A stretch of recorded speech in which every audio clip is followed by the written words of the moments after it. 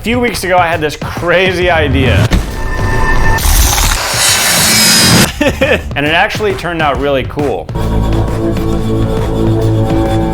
What we ended up doing was taking all of the strings and tuning them to the same note, bowed them, played them in exotic ways, created all of these evolving textures. But the only problem was that every time we wanted to play a different note, we had to completely retune this thing. Ultimately, this instrument was more destined to be a virtual instrument than something you could play in a live context. I didn't want to just recreate what we did in reality, but rather see what kind of inspiring new sounds we could make. And I couldn't think of a more inspiring, creative platform than Soundpaint.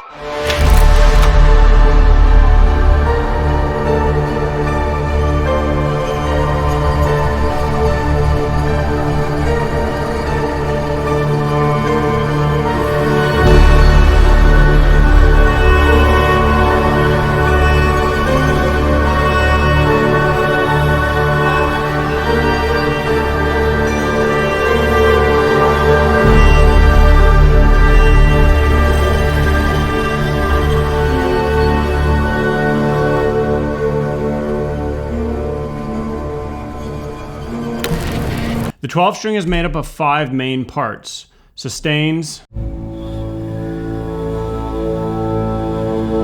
a second layer of sustains,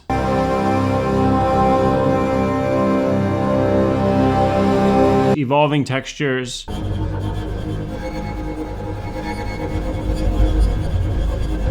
strums, and some percussive one-shots which we pulled from the sessions. You'll notice we included some non-looped versions of the articulations, which allow you to use Soundpaint's reverse feature. All of these parts were designed to function in the form of programs where you can layer them, morph between them, crossfade between them, and create all new sounds.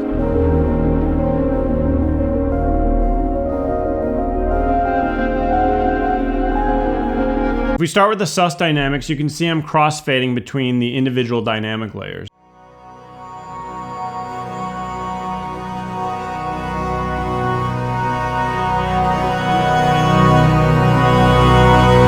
But if we pull up the sus trem fade, you can see we're actually fading between these evolving textures and the sustains, which can be very expressive if assigned to the mod wheel.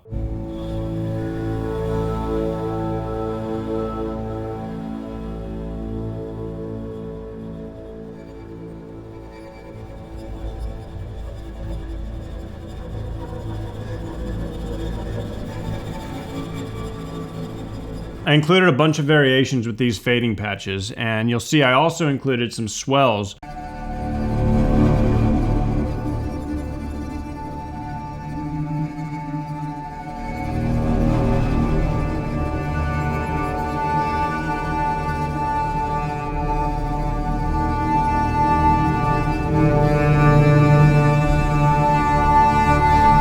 You know, there's something really special about this instrument. Sometimes it can sound like bagpipes.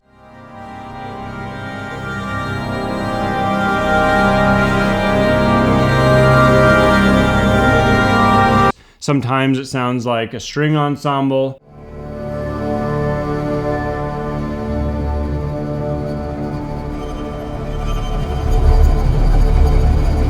If you pull some of the tone out, maybe bring a filter in there, it sounds like a church organ.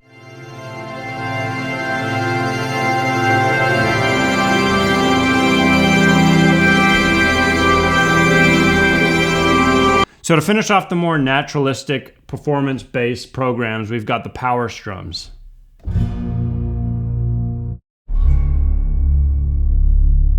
Listen to the low end there. There's something about it where you've got all of these strings, maybe slightly out of tune with each other, that just create this huge, thick low end.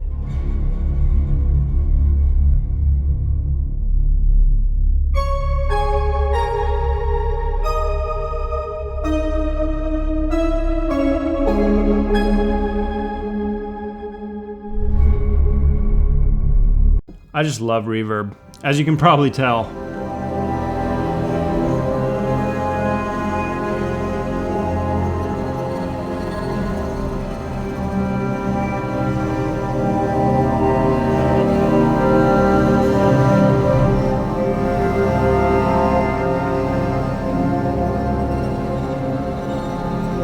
So the nature of this instrument lends itself particularly well to things like pads,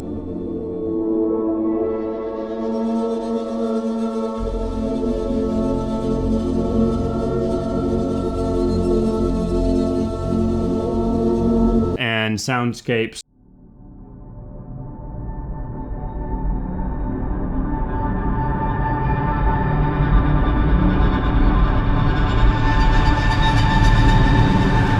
But I found that with Soundpaint, I was actually able to create some really interesting arps and sequences.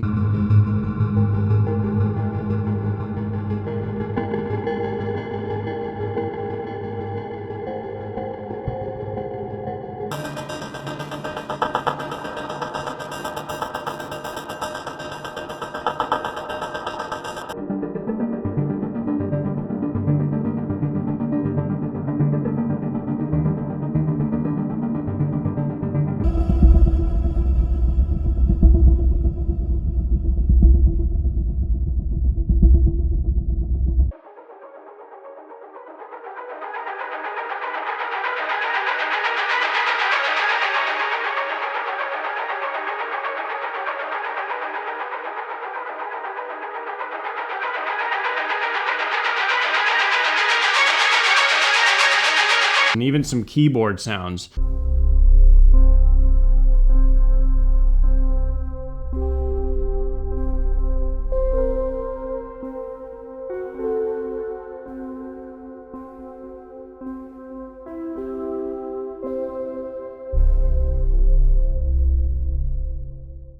So when creating my own sound, something I really wanted to explore was using the key mapping feature in Soundpaint, which basically allows you to take any of the parts and assign them to any part of the keyboard. So if I want to have maybe one soundscape taking up the upper half of the keyboard, and then maybe a stab-like sound taking up the bottom half of the keyboard, I can do that really easily.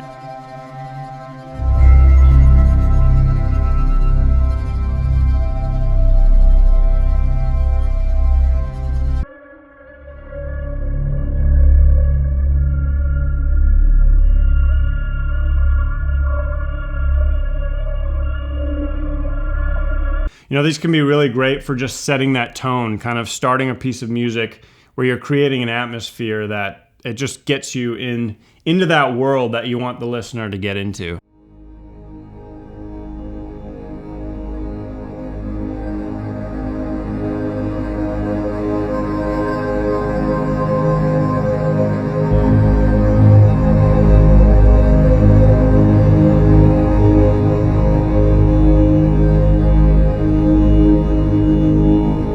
This one's very Atticus Ross-like.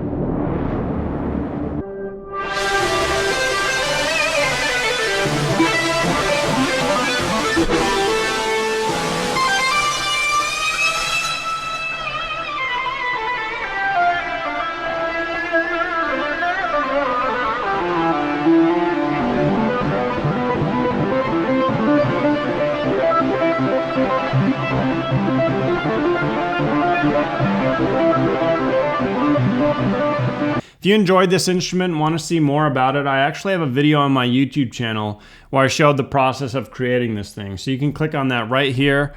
Hope you all have a wonderful day, and I'll catch you on the next one.